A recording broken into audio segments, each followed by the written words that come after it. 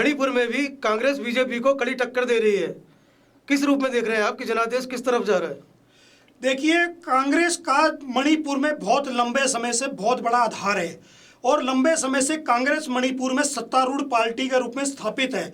परंतु वहां पर जो नागा आंदोलन के कारण जनता बहुत सारी परेशानियों का सामना कर रही थी और जो वर्तमान मुख्यमंत्री थे वो उन समस्याओं का समाधान नहीं कर सके। इस कारण क्षेत्रीय जनता में बड़ी नाराजगी देखी जा रही थी और भाजपा एक बड़ी केंद्रीय पार्टी होने के नाते पहली बार मणिपुर चुनावों में उतरी थी और आशा से विपरीत भाजपा वहां टक्कर दे रही है और मणिपुर में लगभग दोनों बराबर सीटों की संख्या में जीतने जा रहे हैं और निर्दलियों के आधार पर ही वहां सरकार का निर्माण होगा। तो इसलिए कहा जा सकता है कि निश्चित रूप से भाजपा को मणिपुर में एक बड़ी सफलता हाथ लगी है और कांग्रेस को एक बड़ा धक्का लगा है कि मणिपुर जैसा राज्य जो बरसों से उसके कब्जे में था वो उसके हाथ से छूटकर भाजपा की तरफ और मुड़ने जा रहा है। पिछले कई महीने से मणिपुर के जो नागरिक हैं आर्थिक शोषण का शिकार हो रहे थे नाकेबंदी की वजह से। सिलेंडर गैस का 2000 रुपये, आलू 200 रुपये किलो, पानी की बड़ी किल्लत रही है।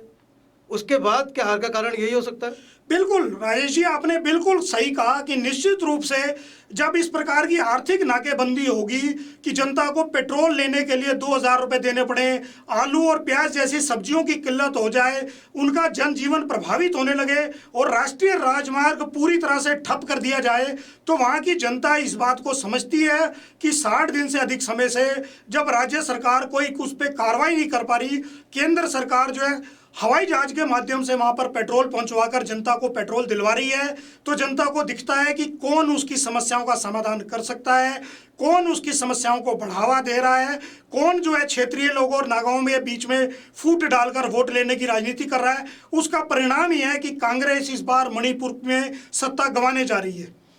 आपके कहने का मतलब है कि कांग्रेस सत्तारूढ़ रहते भी फेल रही है और केंद्र में रहती हुई भाजपा ने लोगों की मदद की है। बिल्कुल, आपकी बात बिल्कुल पूर्णतः सत्य है कि जब केंद्र सरकार जहाज के माध्यम से पेट्रोल और जरूरत का सामान वहां पहुंचवा रही है और राज्य सरकार जिसकी ड्यूटी बनती है कि लोगों की समस्याओं का समाधान हो, इतने लंबे समय तक आर्थिक नाकेबंदी नहीं रहनी चाहिए थी।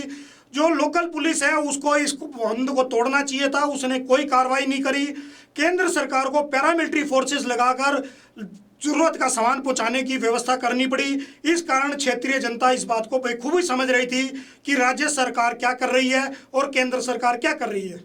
आर्थिक नाकेबंदी के दौरान लोग खुद ही को अपने ही देश में गुलाम समझने लगे थे।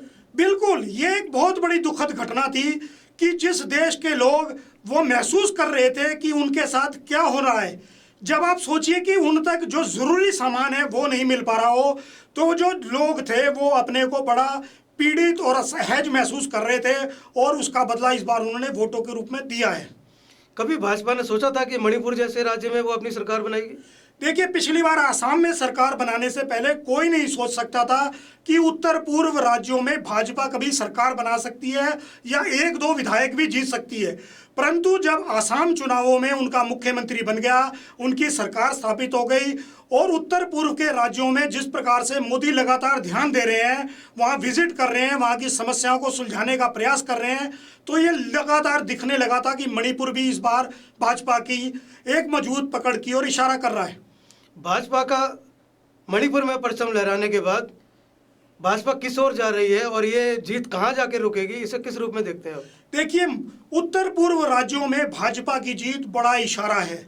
उसका अर्थ यह है कि ये भाजपा उत्तर भारत से निकलकर पूरे देश में फैलने जा रही है, क्योंकि भाजपा के ऊपर यह ठप्पा था कि ये सिर्फ हिंदी भाषी क्षेत्रों की पार्टी है और इससे निकलकर जब आप आसाम जीत जाते हैं, जब आप अगर मणिपुर में सरकार बना पाते हैं, तो ये एक बहुत बड़ा इशारा है कि भाजपा का विस्तार मोदी जी के नेतृत्व में पूरे देश में होने जा रहा है। जिस तरह से बीजेपी लगातार देश के अन्य राज्यों में अपनी सरकार गठित करती जा रही है, आने वाले लोकसभा चुनावों में इसे किस रूप में देखते हैं? देखिए, जिस प्रकार के इस बार के 5 राज्यों के चुनावों में भाजपा का परचम लहराता दिखाई दे रहा है। सिर्फ इसमें आप कह सकते हो कि पंजाब ऐसा राज्य है जहां पर अकाली और भाजपा की जो सरकार थी वो फेल हो गई है, तो वहां की सरकार के खिलाफ लोगों ने जनादेश दिया है। परंतु बाकी सब जगह भाजपा की स्थिति बहुत अच्छी है। गोवा में जरूर उसकी स्थिति कमजोर हुई है और वहां पर फिर भी कांटे के टक्कर में है, परंतु बाकी उत्तर प्रदेश और जिस प्रकार से मणिपुर, जिस प्रकार से और राज्यों के अंदर उत्तरांचल में सरकार बनाने जा रही है भाजपा, इससे निश्चित रूप से लोकसभा चुनाव में भाजपा एक बड़ी बढ़त की ओर इशारा कर रही है।